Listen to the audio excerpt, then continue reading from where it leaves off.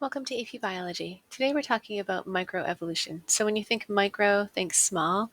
These are short or small timescale events from generation to generation that change the genotypes and phenotypes of a population. So genotypes, remember, are the complement of alleles that you have. So if we're looking at dark and light moths, that might be big D, big D, big D, little d, little d, little d. I'm actually not sure which of these is dominant or recessive, but your genotypes are your actual alleles that you get. The genes. Phenotype is your physical characteristics. So in this case, it's what you look like. Are you dark colored or light colored?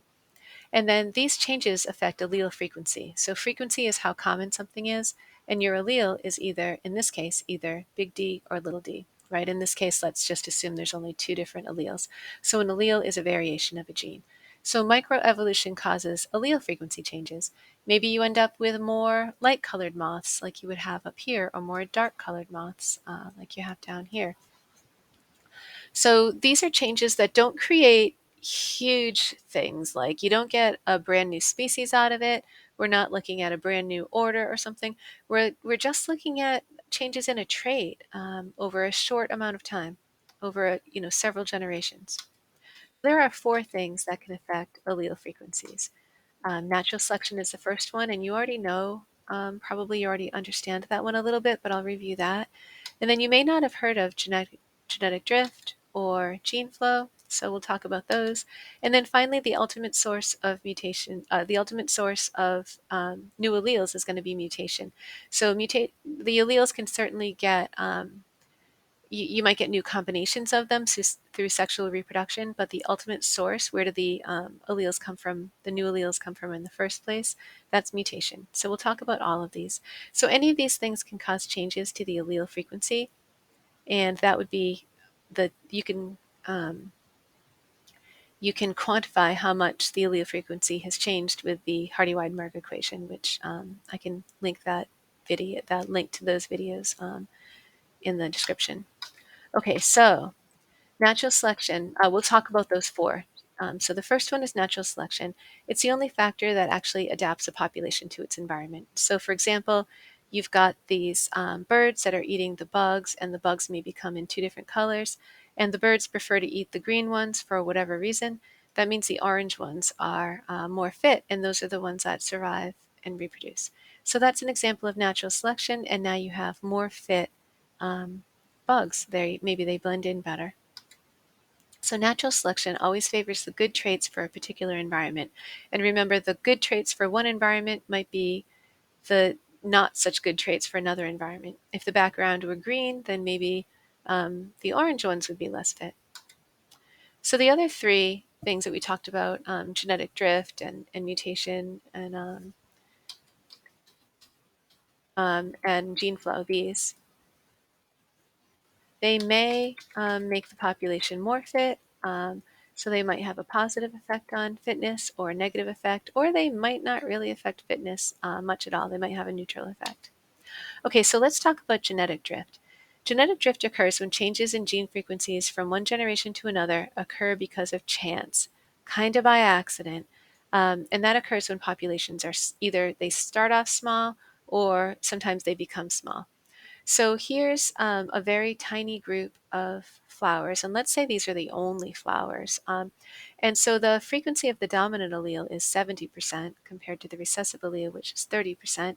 And maybe if these are the only ones reproducing, it might just so happen that in the next generation, you have only 50% of the flowers have the carry the dominant, or I didn't say that right. You might have the frequency of the dominant allele only at 50%. Here's I think an easier one to see though. Let's look at this next step. This next one is a better one. Let's say there's a drought and it kills off a whole bunch of them. And it's not that these white ones that are getting killed off, it's not like they're worse. It's not like the pollinators don't like them or that they're not fit. They're just fine. It's just that this flower and this flower, those plants just happen to be at the right place. They happen to be in the shade. And so they were they didn't get killed by the sun on the hottest day of the year, whereas the others did.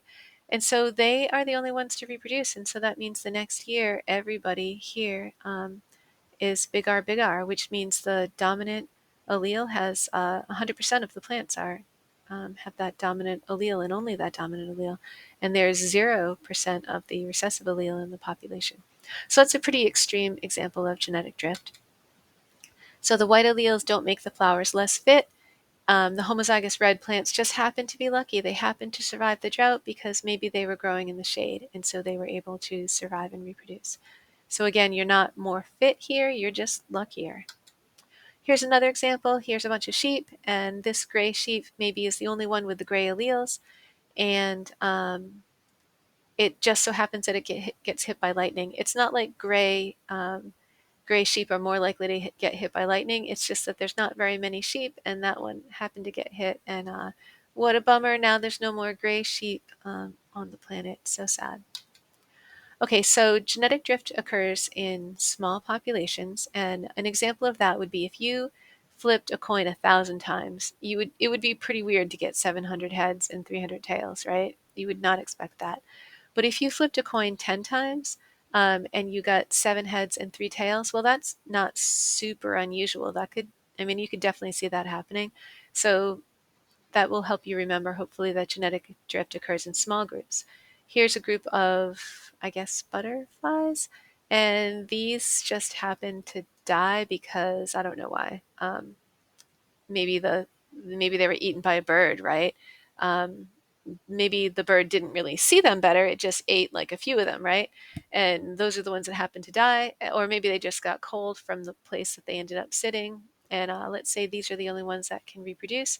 Well, the next generation, they're all blue. It's not like blue is better. The birds didn't find the red ones more easily. They just probably due to cold or something, right? Like let's just say that. Let's say cold weather killed off some of them accidentally, and only few of them lived, and the few of them that lived were blue. So due to chance, they were just lucky.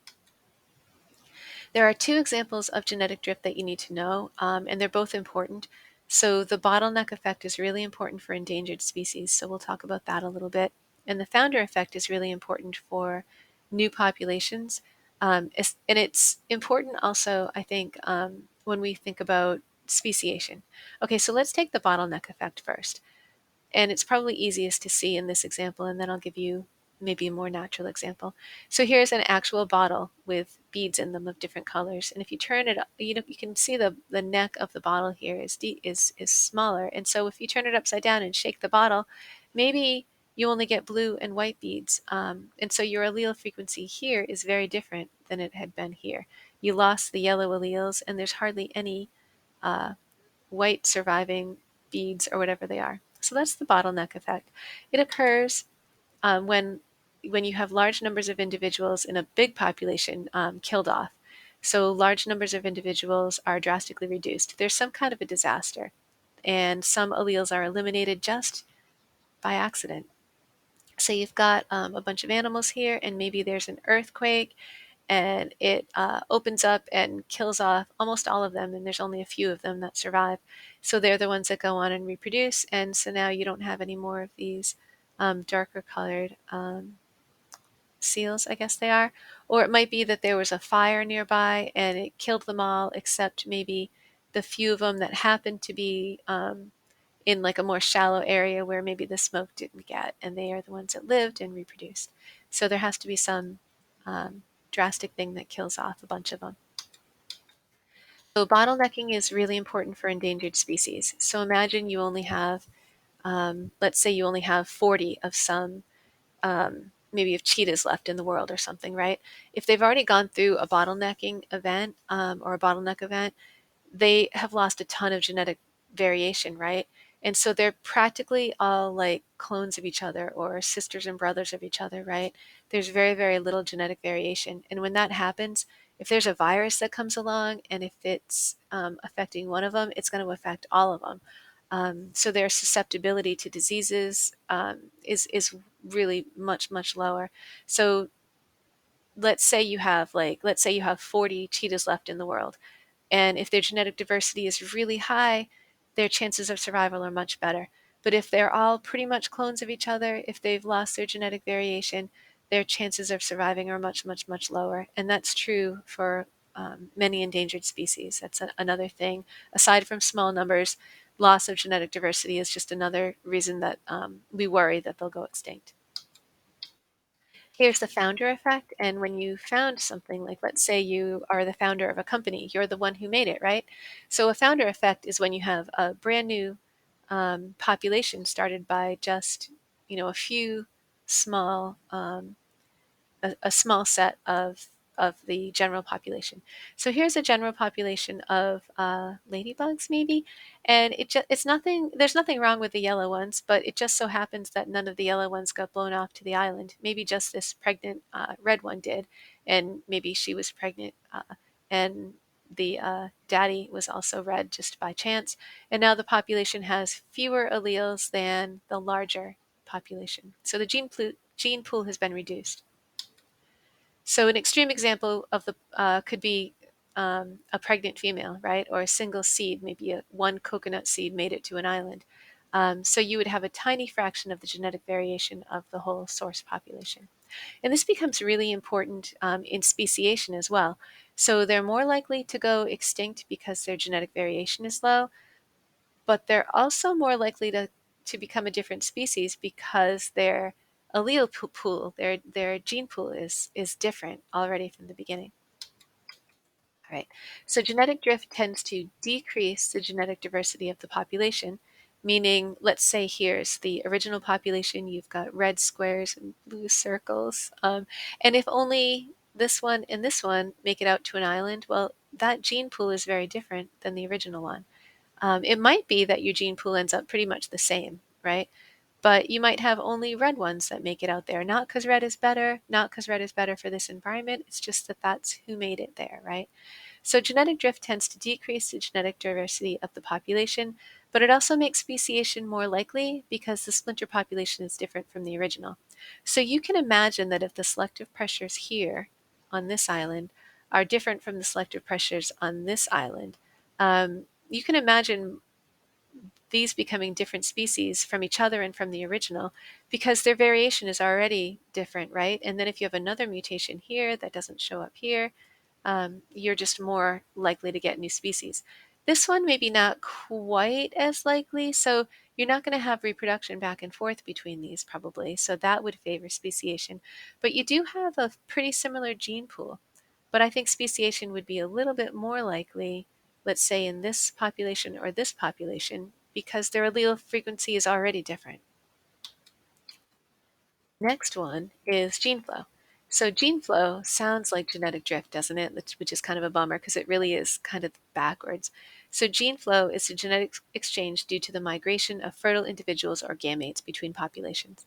So let's say you've got this population here of green bugs, and in this population, green is actually maybe better.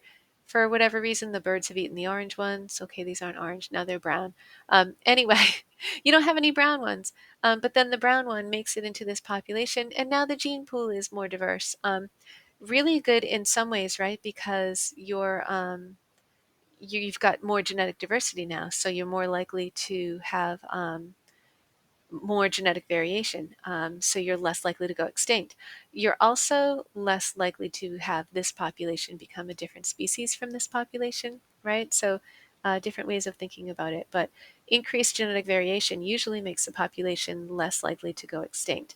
Because let's say it's not just color. Let's say it's like maybe like this one has more resistance to some fungus or something that tends to affect these. So when it comes over to this new population, it mates with them. They're babies now. Some of them have some better resistance to the fungus as well. Here's an example of deer, and let's say there was a mountain range here, and these are looking like they're going to be different from these, right? It looks like they are changing in color, but maybe in a bunch of other ways too, right? They seem like they're maybe a little bit bigger. And then there's maybe some, I don't know what happens, maybe some uh, I don't know, maybe an earthquake or something that opens up a mountain pass. And now some of them from over here are able to make it over here. And so now these two populations are more like each other. So that's gene flow. So they're less likely to become different species, but they're actually more likely to survive because maybe now with these new folks, with these new deer or whatever they are over here, there's more genetic variation. And so maybe with them, with their migration, they're bringing their better resistance to some virus, whereas these have resistance to some other virus. So now the whole population, over time might become more fit for their environment, right? If natural selection can work on some new alleles too. Pollen from a white flower. Remember our example where we had all of the red flowers because genetic drift had killed off the white ones by accident. Let's say pollen from a white flower maybe makes it over here. Maybe there's a bee that brings it from one field over to another. Well, now we've increased the genetic variation here. So it adds alleles back to the population. So that's gene flow, either the movement of individuals somewhere or the movement of gametes. So gene flow tends to reduce differences between populations, decreasing the chance of speciation. The migration of people around the world is transferring alleles between populations that were once isolated. So that increases gene flow. So we have people who are the descendants of people who have moved around the planet. And so here are some famous people of um, people who are descendants of folks who moved around the world. All right, and finally, the last one is mutation. Mutation is a change in an organism's DNA. That might be a good mutation or a bad mutation or a neutral mutation, but a mutation will change an allele, right, for some gene. So a new mutation in a gamete can immediately change the gene pool of the population. Yeah, if the mutation, I should have said this, if the mutation is in your skin or your liver or something, it doesn't matter. But if it's in a gamete, then it can be passed on to the next generation and then the generation after that. So an individual mutant allele may increase its relative frequency over generations as a result of natural selection or maybe as a result of accidental uh, stuff like genetic drift or gene flow. Um, and so the allele combinations um, can change due to sexual reproduction, but the alleles themselves, the original source of a new allele has to be mutation. So over the long term, mutation is really important in evolution because it's the original source of genetic variation, serves as really the raw material for natural selection. And that is my story. Oh, almost, sorry. Common mistake. Sometimes students think that the environment changes, and so the organisms try to produce good mutations to evolve in order to survive. And that is not really true. Mutation is random.